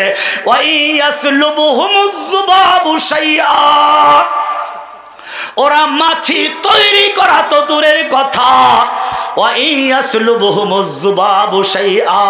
ওই মাছি যদি ওদের সামনে খাবার থেকে কোনো খাবার ছিনতাই করে নিয়ে যায়, ওই মূর্তি পূজকও ফিরাইতে পারে না, মাজারের পাহারাদারও ফিরাইতে পারে না, আর মাজারওয়ালাও ফিরাইতে পারে না, মূর্তিও ফিরাইতে পারে না। এই জন্য মাছির উদাহরণ দিয়েছে। কোরআন পরিষ্কার বলে দিয়েছে আমিন আয়াতিহিল লাইলু ওয়ান নাহারু ওয়াশ শামসু ওয়াল কমর। ও মুসলিম, তুমি যদি সত্যিকার লা ইলাহা ইল্লাল্লাহ বলে ঈমানদার হয়ে থাকো, ভালো করে শোনো, এই চন্দ্র, সূর্য, গ্রহ, নক্ষত্র, রাত, দিন সব কিছু আল্লাহর নিদর্শন, আল্লাহর সৃষ্টি। লা তাসজুদু লিশ-শামসি ওয়ালা লিল-কমর। খবরদার তোমরা সূর্যকে সিজদা করবে না, চন্দ্রকে সিজদা করবে না, গ্রহ নক্ষত্রকে সিজদা করবে না। ওয়াসজুদু লিল্লাহিল্লাযী খালাকাহুন্না। সিজদা করবে শুধু তাকে যিনি এই সবগুলো সৃষ্টি করেছেন, তাকে। সৃষ্টির সামনে বনি আদমের মাথা নত হবে না, মাথা নত হবে স্রষ্টার সামনে, যিনি সব সৃষ্টি করেছেন তার সামনে। কি সুন্দর এক শরিয়াত! একটু চিন্তা করে আমি একটু উদাহরণ দিচ্ছি। জানাজার নামাজ আমরা পড়ি, অথচ যত নামাজ পড়ি সব নামাজের রুকু সেজদা করা ফরজ, কিন্তু জানাজার নামাজের রুকু সেজদা আছে? কেন নাই? সব নামাজের রুকু সেজদা করা ফরজ, না করলে নামাজ হবে না। আর জানাজার নামাজে রুকু সেজদা করা যাবে না। কারণটা কি? কারণ একটাই, জানাজার নামাজের সামনে একটা লাশ আছে, লাশ। তুমি যেই বুজুর্গের মাজার পূজা করছো, সেই বুজুর্গেরও জানাজা হয়েছিল, তখন একেবারে সামনে ছিল, কোনো পর্দা ছিল না, কোনো মাটি ছিল না, হোগলা ছিল না, বাঁশ ছিল না। কি সুন্দর সেজদা করার সময় ছিল, তখন সেজদা করলে না। আর যখন সেইটা মাটির নিচে চলে গেল, তখন হোগলা আসলো, বাঁশ আসলো, তারপরে তোমাকে কোন বিবেক সেজদা করার জন্য পারমিশন দিল? মাজারে সেজদা করা জায়েজ না হারাম? জানাজার নামাজে সেজদা করা নিষেধ করেছেন কেন? জানাজার নামাজে যদি আল্লাহকেও সেজদা করে, তাহলে ওই মাজার পূজারী, পীর পূজারী, সেজদাকারী বলবে এই তো বুজুর্গকে সম্মানের সেজদা করা হলো, এটা জায়েজ। বিভ্রান্ত করবে, ধোঁকা দিবে, প্রতারণা করবে, যাতে করে সে প্রতারণা করতে না পারে, ধোঁকা দিতে না পারে, মানুষকে বোকা বানাতে না পারে। সেজন্য আল্লাহ রাব্বুল আলামিন জানাজার নামাজের থেকে নিজের পাওনা সেজদা পর্যন্ত বাতিল করে দিয়েছে। পরিষ্কার বিধান। এইরকম যারা বলছে মুমিন হবে, আল্লাহ বলছেন ফাইনাল ইজ্জাতা লিল্লাহি জামিয়া, গোটা পাওয়ারের মালিক কে? এইবারে আমি শেষ করে দিকে যাচ্ছি। শুরু করেছিলাম যেখান থেকে যুগে যুগে ফেরাউনরা মানুষকে দাস বানিয়েছে, অত্যাচার করেছে, জুলুম অত্যাচার করে মানুষকে বিভক্ত করেছে। এই দুই দল মিলে, এক দল শাসক আর এক দল কি যাজক, আর এক দল কি? এই শাসকদের 5টা গোলাম যাজক। আর এই দুই দল যখন বিপদে পড়ে, তখন এগিয়ে আসে ব্যবসায়ীরা। কারা? আমি তখন জেলে ছিলাম, দেখলাম শেষ দিকে একদল ব্যবসায়ীদেরকে নিয়ে চীন মৈত্রী হলে সম্মেলন করে নাই, সেখানে বক্তব্য দিয়েছিল কি বারবার দরকার হাসিনার সরকার। এটা এই কারণটাই বলেছে, যুগে যুগে 3টা শক্তি একাত্র হয়েছে, একাত্র হয়ে জালিমদেরকে টিকিয়ে রেখেছে। এরা ছিল ভিআইপি, এরা সিআইপি, এরা হলো অসাধারণ, বাকি সব জনগণ হচ্ছে সাধারণ। কোরআন এই অসাধারণ আর সাধারণের প্রাচীরকে ভেঙে দিয়ে কোরআন বলছে ইয়া আইয়ুহান নাস ইন্না খালাকনাকুম মিন যাকারিন ওয়া উনসা ওয়া জাআলনাকুম শুউবান ওয়া কাবাইলা লিতাআরাফু ইন্না আকরামাকুম ইনদাল্লাহি আতকাকুম। ইয়া আইয়ুহান নাস, হে মানব জাতি, তুমি হিন্দু হও, বৌদ্ধ হও, খ্রিস্টান হও, আর মুসলমান হও, আরব হও, আজম হও, ধনী হও, গরিব হও, শাসক হও, যাজক হও, ধনী হও, ব্যবসায়ী হও, ইয়া আইয়ুহান নাস, হে মানব শুনে রেখো, ইন্না খালাকনাকুম মিন যাকারি ওয়া উনসা, আমি তোমাদেরকে একজন পুরুষ একজন নারী থেকে সৃষ্টি করেছি। ওয়া জাআলনাকুম শুউবান ওয়া কাবাইলা লিতাআরাফু, আমি তোমাদেরকে বিভিন্ন দলে বিভক্ত করেছি, বিভিন্ন বংশে বিভক্ত করেছি, যাতে করে তোমরা একে অপরকে চিনতে পারো। কিন্তু জেনে রাখো, এই বংশ পরিচয়, তুমি সাইয়েদ, তুমি অমুক তমুক হাওলাদার, তুমি চৌধুরী, এই সব দিয়ে আমার কাছে মান নির্ণয় হবে না। তুমি শাসক না যাদব না ব্যবসায়ী, এই দিয়ে মান নির্ণয় হবে না। ইন্না আকরামাকুম ইনদাল্লাহি আতকাকুম, তোমাদের মধ্যে সবচেয়ে মুত্তাকি যে বেশি আমার কাছে সে সবচেয়ে বড় অভিজাত্য, সে আমার কাছে সম্মানিত। এই ছাড়া কোনো অভিজাত্যের মাপকাঠি নেই। এই কারণে কোরআন বলছে, যুগে যুগে যারা অত্যাচার করেছে, যারা মানুষকে গোলাম বানিয়ে রেখেছে, এইবারে আল্লাহ বলছেন ওয়ানুরিদু আন নামুন্না আলাল্লাযীনা ইসতুদঈফু ফিল আরদি, আমার নিয়ম হলো তিলকাল আইয়ামু নুদাবিলুহা বাইনান নাস, মানুষের মধ্যে ক্ষমতার পালা বদল করি। ফেরাউন এক সময় সে আল্লাহ দাবি করেছে, আমি তাকে পানিতে চুবিয়ে মেরেছি। নমরুদ রব দাবি করেছে, আমি তাকে খরম পিটা করে দুনিয়া থেকে বিদায় করেছি। আবু লাহাব নবীর যুগের ফেরাউন, সে যখন অহংকার করেছে অনেক সন্তান সম্পদ আছে, তাকে পচিয়ে গলিয়ে নিজের ঘরে একা একা পচে গুলে মরে গেছে, একটা লোক দেখার ছিল না। আবার যখন নতুন করে বাংলার জমিনে এক লেডি ফেরাউন এসেছে, অত্যাচার জুলুম করে 41 সাল পর্যন্ত কর্মসূচি ঘোষণা করেছিল। আল্লাহ বলছেন, শুনো, আমি জালিমদেরকে ঢিল দেই, একটু ছাড় দেই, ছেড়ে দেই না। আল্লাহ পাকড়াও করেছেন, ইন্না বাতশা রাব্বিকা লাশাদীদ, যুগে যুগে আল্লাহ তাআলা ফেরাউনকে পাকড়াও করেন, ফেরাউনকে তাড়িয়ে দিয়েছেন। এবারে আল্লাহ বলছেন ওয়া নুরিদু আন নামুন্না, সূরা কসাস, সূরা কসাসের 5 নম্বর আয়াত আল্লাহ বলছেন, এবারে পালা এসেছে, নুরিদু আন নামুন্না আলাল্লাযীনা ইসতুদঈফু ফিল আরদি, এতদিন পর্যন্ত যাদেরকে নির্যাতন করা হয়েছে, অত্যাচার করা হয়েছে, কারাবন্দী করে রাখা হয়েছে, বাড়িঘর লুট করা হয়েছে, ব্যবসা বাণিজ্য বন্ধ করে দেওয়া হয়েছে, যাদেরকে দুর্বল করে রাখা হয়েছিল, এবারে পালা এসেছে নুরিদু আন নামুন্না আলাল্লাযীনা ইসতুদঈফু, যাদেরকে দুর্বল রাখা হয়েছিল তাদের উপর অনুগ্রহ করব, তাদেরকে এবারে জেল থেকে এক এক করে বের করে নিয়ে আসবো। বের করেছেন কে? এক নাম্বার। 2 নাম্বার আল্লাহ বলছেন ওয়া নাজআলাহুম আইম্মাতান, আমি তাদেরকে ইমাম বানাবো। ইমাম কি বানাবো? ইমাম মানে নেতা, লিডার বানাবো। তার মানে এতদিন পর্যন্ত যারা জুলুম নির্যাতন সহ্য করেছো, অটল থেকেছো, দাসত্ব করো নাই, চাটামি করো নাই, গোলামি করো নাই, মাথা নত করো নাই, আল্লাহ ওয়াদা করেছেন তোমাদেরকে ইমাম বানাবেন। ইমাম কে বানাবেন? বোঝা গেল আল্লাহর এটা ওয়াদা, কিন্তু শর্ত আছে। সেই শর্ত যদি পূরণ করতে পারো, ঐক্যবদ্ধ থাকতে পারো, যেভাবে ঐক্যবদ্ধভাবে জালিমদেরকে হটিয়েছ, সেভাবে যদি ঐক্যবদ্ধ থাকতে পারো, তোমাদেরকে ইমাম বানানো হবে। 3 নাম্বার ওয়া নাজআলাহুমুল ওয়ারিসিন, 3 নাম্বার আল্লাহর ওয়াদা ওয়া নাজআলাহুমুল ওয়ারিসিন, আমি তোমাদেরকে তাদেরকে ওয়ারিস বানাবো। অত্যাচারিত, নির্যাতিত, নিপীড়িত, অসহায় সেই দুর্বল লোকদেরকে আমি ওয়ারিস বানাবো। ওয়ারিস কাকে বলে? তোমরা কোরআনে পড়বে, আল্লাযীনা ইয়ারিসুনাল ফিরদাউসা, জান্নাতুল ফিরদাউসে প্রত্যেকটা মানুষের 2টা করে সিট থাকবে, 2টা। জান্নাতি যারা তারা তো গেছে, যারা কাফের মুশরিক মুনাফিক তাদের সিট খালি থাকবে। ওই সিটগুলো যে খালি আছে, আল্লাহ রাব্বুল আলামিন মুমিনদেরকে ওই কাফেরদের সিটগুলো দিয়ে দিবেন। এখানে ওয়ারিস কাকে বলে শুনো, মানুষ মারা গেলে তাদের সম্পত্তি রেখে যায় না কবরে নিয়ে যায়?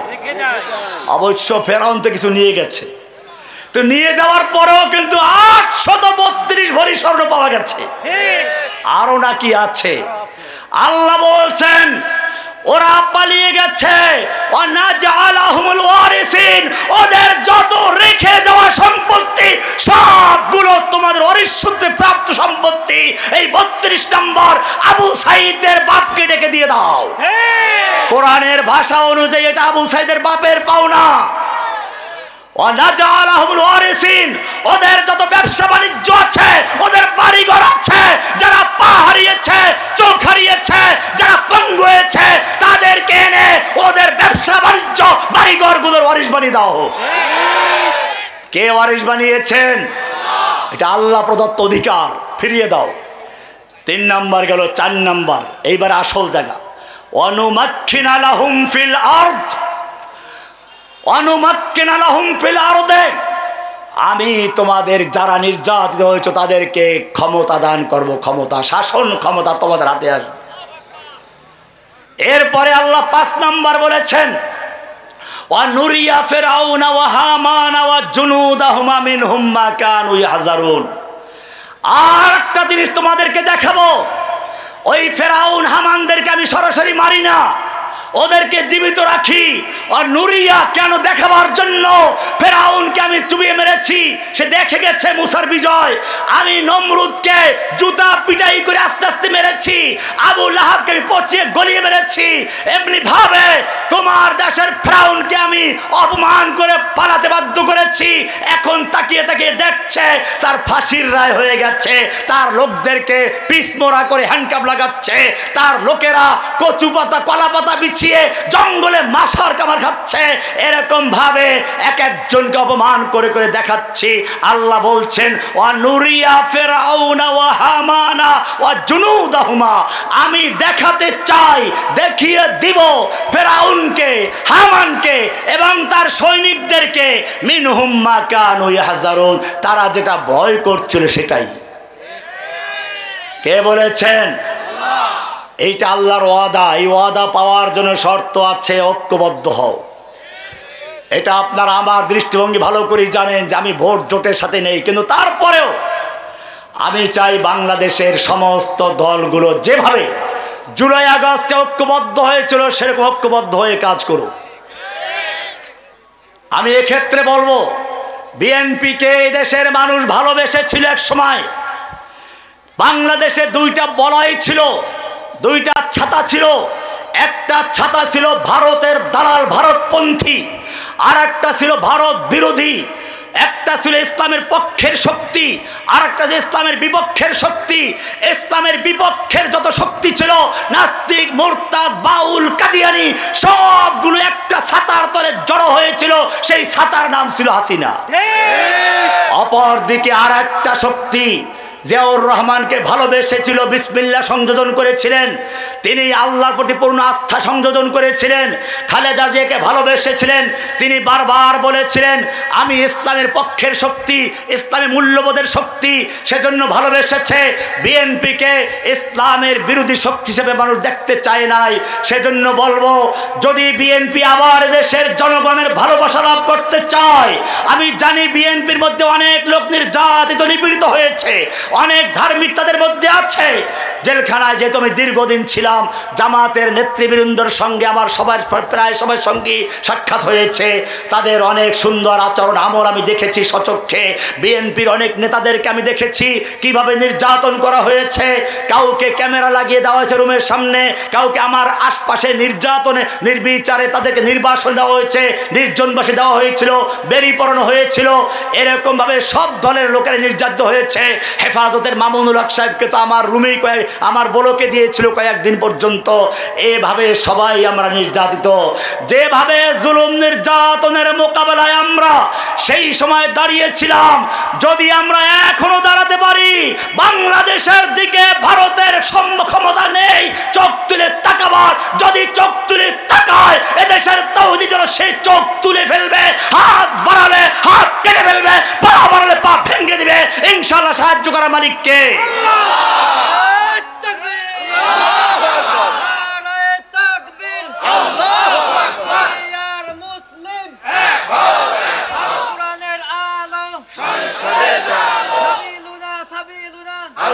দল থাকবে, প্রতিযোগিতা হতে পারে, কিন্তু প্রতিরোধ আর প্রতিশোধ কাম্য নয়।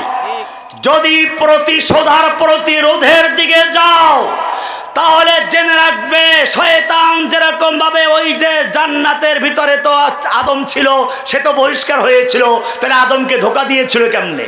সাপের একটা কাহিনী আছে। শয়তান যেরকম সাপের মুখের ভিতরে বসে প্রবেশ করত, ঠিক তেমনি ভাবে এদেশে একদল সেই টুপিদারি যারা পালন করে এরকম কিছু লোকের ভিতর দিয়ে হাসিনা আবার বাংলাদেশে প্রবেশ করবে।